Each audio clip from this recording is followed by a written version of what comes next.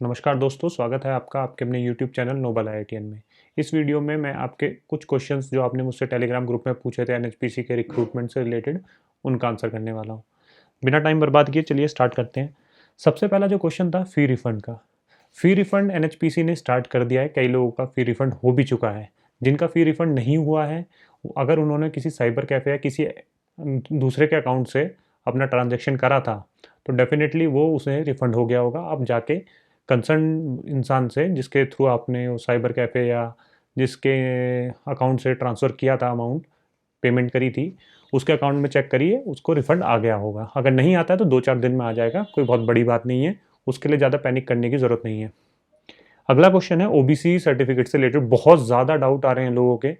पहली चीज़ मैं क्लियर कर देना चाहता हूँ, ये इस एग्ज़ाम के लिए नहीं, हर एक एग्ज़ाम के लिए। शायद आप नए एप्लीकेंट हैं तो आपको ज़्यादा आइडिया होगा नहीं, तो हर एग्ज़ाम के लिए एक थंब रूल बना लीजिए।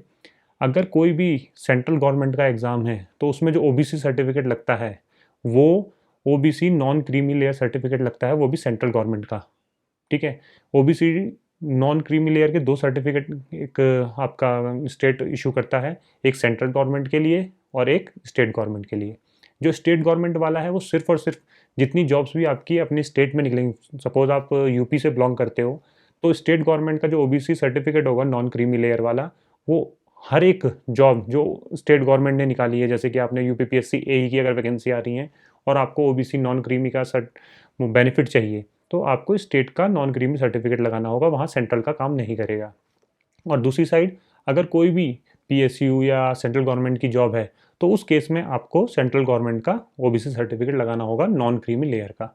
दूसरी चीज़, अगर आपका किसी भी स्टेट का आपने गलती से आपने अपलोड कर दिया है और फॉर्म भी सबमिट कर दिया, तो उसके लिए पैनिक करने की ज़रूरत नहीं है।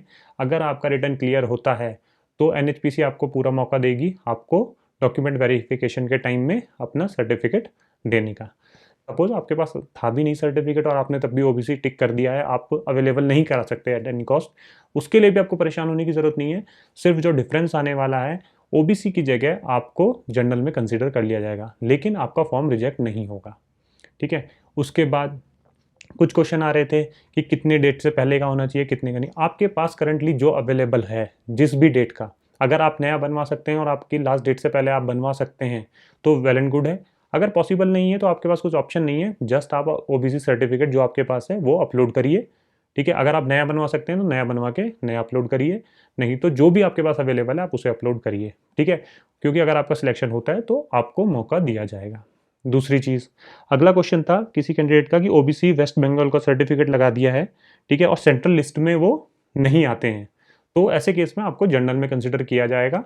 आप अगर स्टेट गवर्नमेंट में ओबीसी में आते हैं और सेंट्रल गवर्नमेंट की लिस्ट में नहीं है, तो डेफिनेटली आप सेंट्रल इसमें ओबीसी के लिए अप्लाई नहीं कर सकते, आपको जनरल कैटेगरी से अप्लाई करना पड़ेगा।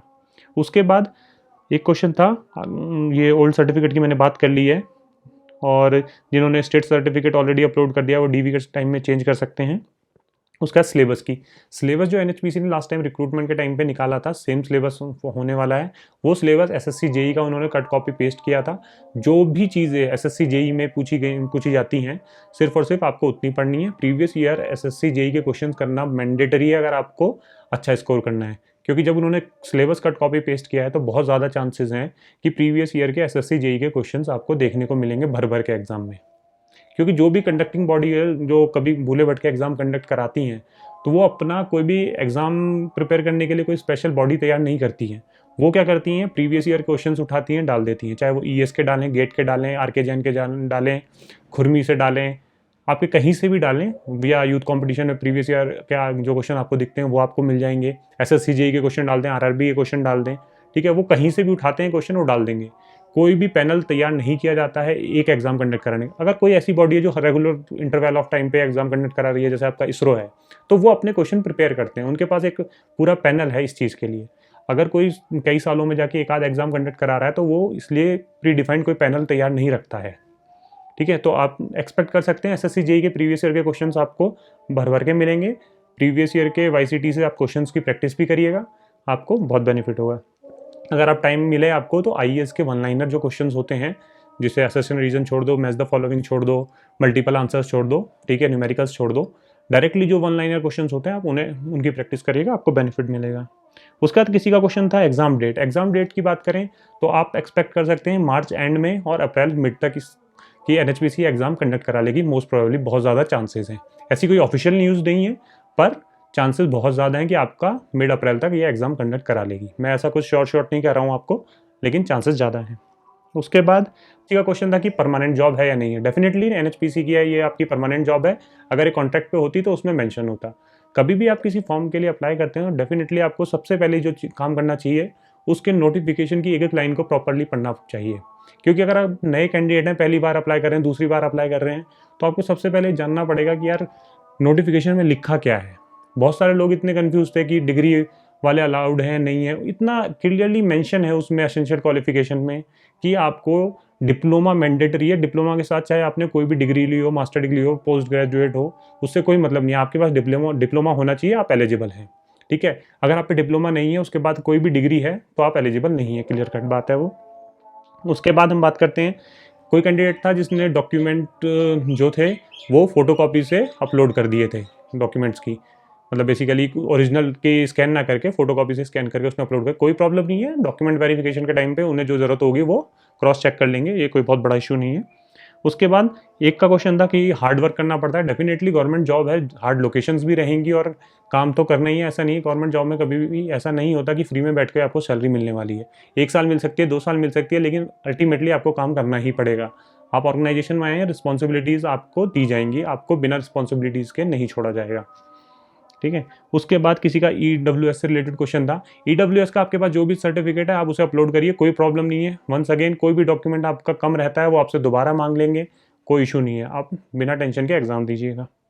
उसके बाद OBC सर्टिफिकेट कितनी जल्दी बन सकता है, आप अपना अपना अप्लाई कर दीजिए। जो भी आपके जन सेवा केंद्र होते हैं वहाँ से वो 15-20 दिन लेते हैं, आपका सर्टिफिकेट बन जाता है।